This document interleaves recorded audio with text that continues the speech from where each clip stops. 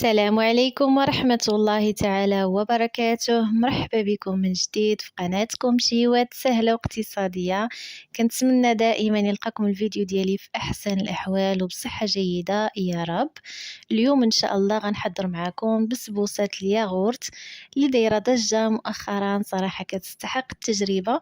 مكوناتها بسيطة، طريقتها سهلة، كتحضر بسرعة وكتجي مسقية وهشيشة لذيذة بزاف، منعشة بحجم عائلي، كتجي من ألذ ما يكون.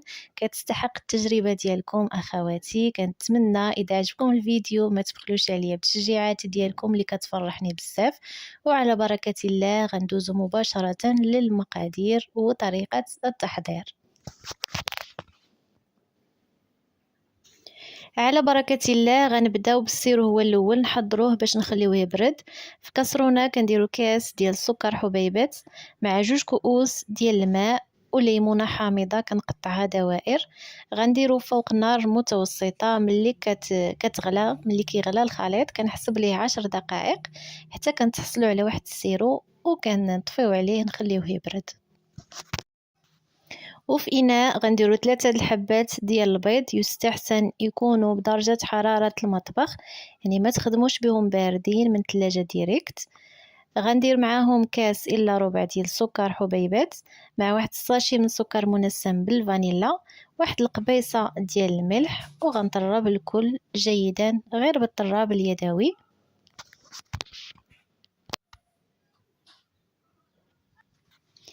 من بعد غنضيف كاس الا ربع ديال الزيت النباتيه، وغنستمر في التطراب حتى كتنسجم ليا مع الخليط.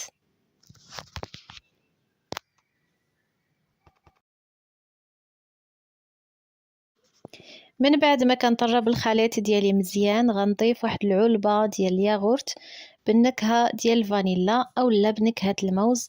انا هنايا كان متوفر عندي الفاني، ولكن كنفضل نكهه الموز كتعطي مذاق اروع. هنايا كذلك كنضيف كاس الا ربع ديال الحليب يكون بدرجه حراره المطبخ. والآن غنبدا في إضافة النواشف. هنايا عندي كاس ديال الدقيق الأبيض أي ما يعادل 100 غرام، وعندي 2 أكياس ديال خميرة الحلويات المجموع 16 غرام.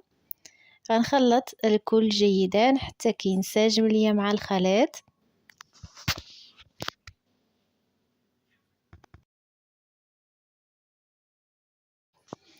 ومن بعد غنضيف السميدة رقيقة. غندير كاس الأول كاس مملوء جيدا من السميدة رقيقة حتى كندخلو مزيان. عاد كنضيف نصف كاس آخر أي ما يعادل 150 غرام ديال السميدة رقيقة.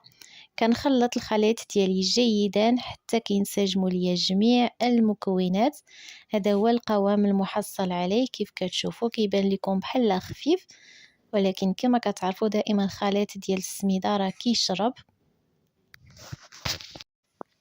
هنايا عندي هاد اللاطه اللي غنستعمل اولا المول كنكون دهناه من قبل باش مباشره غير كنكمل من الخليط كنفرغه في المول مباشره. هنايا دهنته غير بالزيت، رشيت فيه سنيده رقيقه. من الاحسن تدهنوه بالزبده اذا كانت متوفره. بالنسبه للعبار ديال اللاطه هو 24 سنتيم على 30. تقدروا ديروها في لاطه اصغر غتجيكم عاليه اكثر. بالنسبه للفران راني سخنت عليه ملي بديت كنخلط فيها، ضروري ندخلوها للفران اللي يكون مسخن مسبقا. ملي كندخلها للفران اللي كيكون سخون مزيان من قبل وشاعل فقط من الاسفل، كنقص كنخليها على عافيه مهيله حتى كطيب ليا على خاطرها وكتحمر من الفوق، وكيكون هذا هو الشكل النهائي ديالها. من بعد ما خرجت من الفران كتجي بهذا الشكل، كتجي محمره وكتجي رطيبه وهي باقه سخونه. غنحاول نسقيها بداك السيرو اللي صوبت في الاول. السيرو راه بارد، ضروري السيرو تحضروه من قبل باش يكون بارد مزيان. وكتسقيو بها البسبوسه ديالكم وهي باقه سخونه. سقيوها بديك الكميه كامله راها كتشرب بكل سهوله وكتجي هي هذيك مسقيه ومشربه.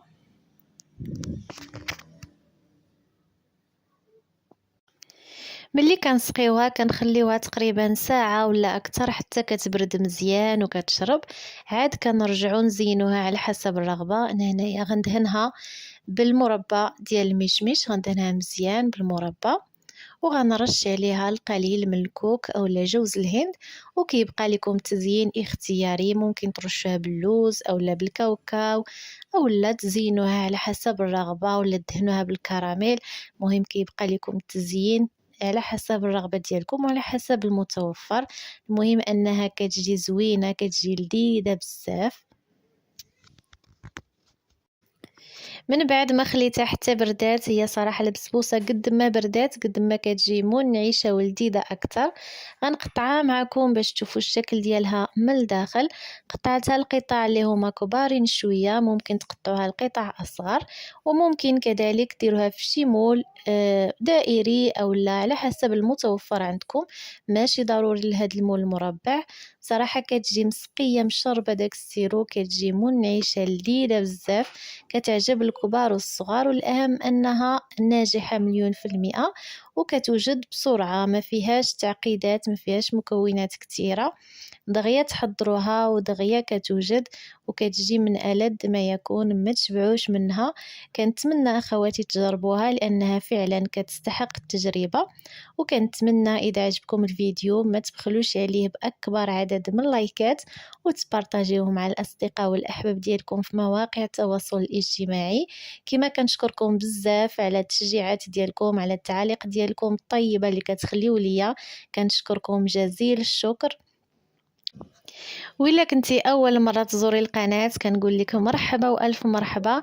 اشتركي وفعلي جرس التنبيهات باش دائما إن شاء الله توصلوا بجديد وصفاتي سهلة وفي متناول الجميع. كنشكركم أخواتي على حسن المتابعة، وإن شاء الله نتلاقاو في فيديو قادم. دمتم في رعاية الله، والسلام عليكم ورحمة الله.